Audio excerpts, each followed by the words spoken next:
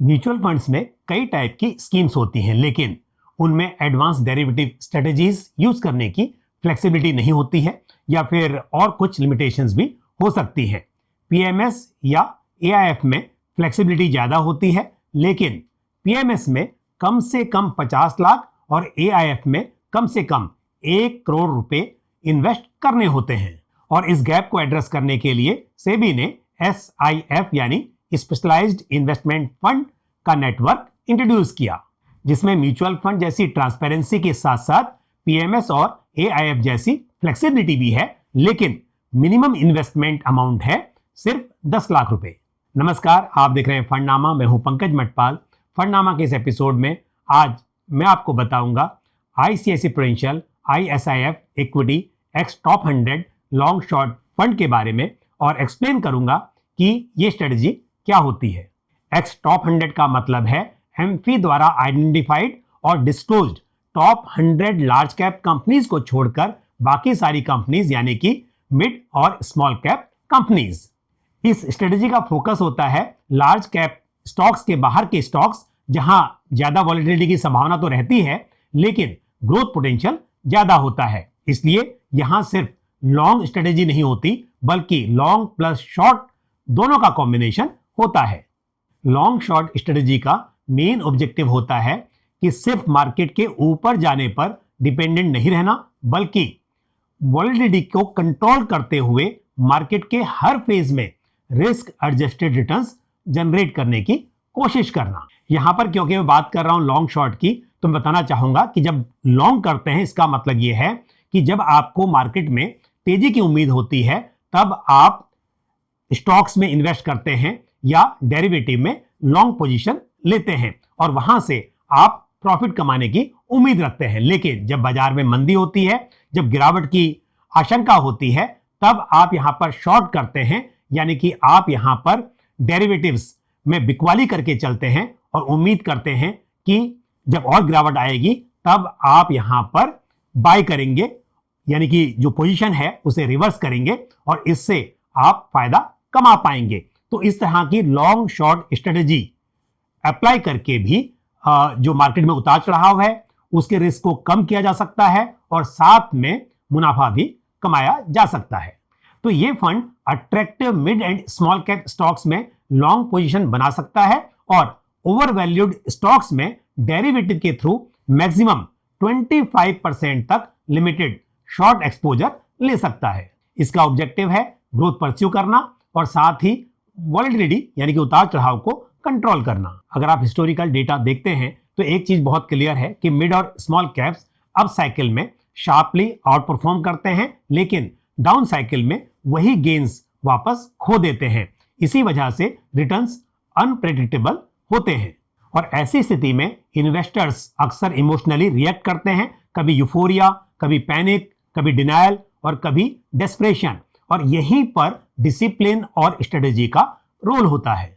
Long short strategy की basic philosophy यही है कि मार्केट ऊपर जाए तब भी अपॉर्चुनिटी और जब मार्केट नीचे आए तब भी अपॉर्चुनिटी बन सकती है। इस अप्रोच के 3 की एस्पेक्ट्स होते हैं। एक तो राइजिंग और फॉलिंग, दोनों ही मार्केट्स में रिटर्न जनरेट करने की कोशिश की जाती है। दूसरा, पोर्टफोलियो को डाइवर्सिफाई करने के लिए मल्टीपल स्ट्रेटजीज डिप्लॉय की जा सकती है और साथ ही प्योर इक्विटी एक्सपोजर के कंपैरिजन में वॉलेटिलिटी को रिलेटिवली कम करने के ऑब्जेक्टिव से यहां पर स्ट्रेटजीज अप्लाई की जाती है। ये स्ट्रेटजी खास तौर पर उन इन्वेस्टर्स के लिए रेलिवेंट हो सकती है जो मिड और स्मॉल कैप में इन्वेस्ट तो करना चाहते हैं लेकिन एक्सट्रीम अप्स एंड डाउन से बचना चाहते हैं। अब बात करते हैं ICICI Prudential ICIF equity ex top 100 long short fund की।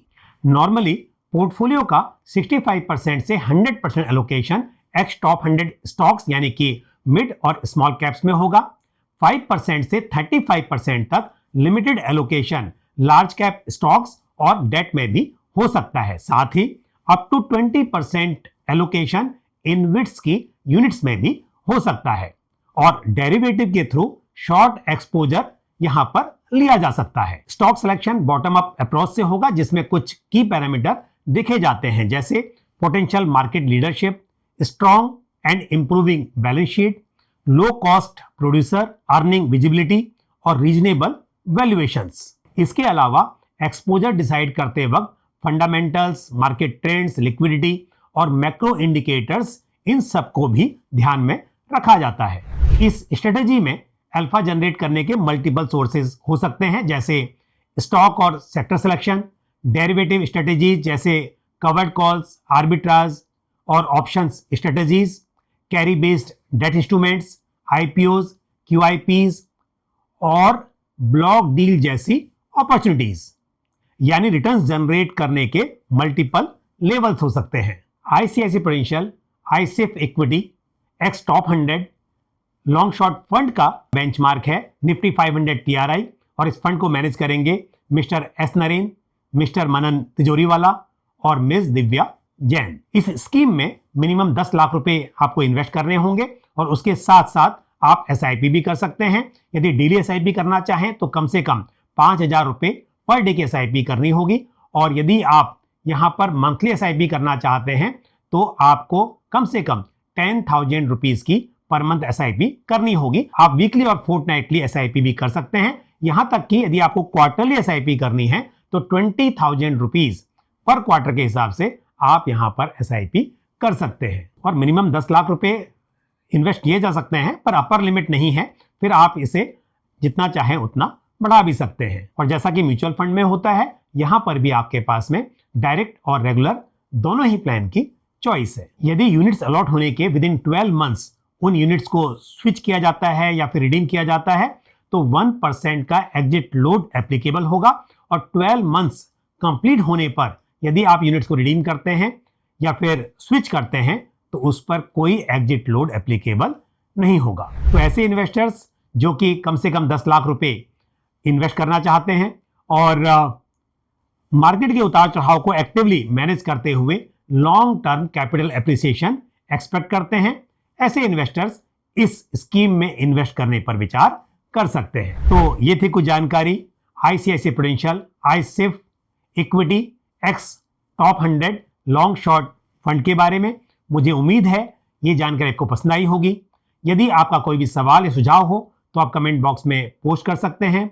आज के लिए बस इतना ही, मुझे दीजिए इजाजत। अगले एपिसोड में फिर किसी इंपॉर्टेंट टॉपिक के साथ आपसे मुलाकात होगी। धन्यवाद।